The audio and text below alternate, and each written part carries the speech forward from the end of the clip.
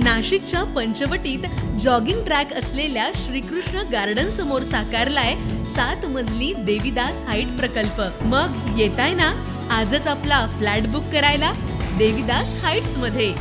आमचा मोबाईल क्रमांक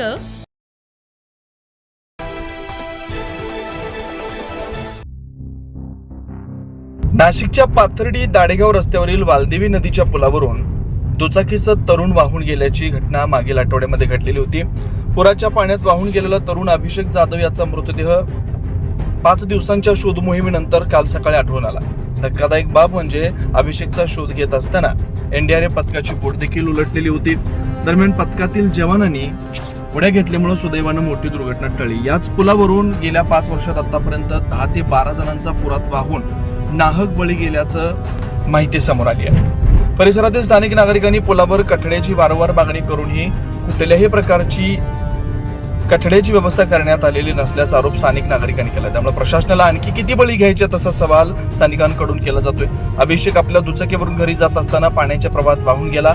त्यानंतर अग्निशमन दल आणि एनडीआरएफच्या पथकानं सलग 5 दिवस शोध मोहीम राबवली। अखेर काल सायंकाळी पिंपळगाव खांबेतील बंधाऱ्याजवळ झाडाझुडपात रेनकोट घातलेल्या अवस्थेत त्याचा मृतदेह आढळून आला। अभिषेक हा कुटुंबाचा आधार होता। नियतीनं त्याला हिरावून घेतल्यानं त्याच्या कुटुंबियावर मोठा दुःखाचा डोंगर कोसळलाय।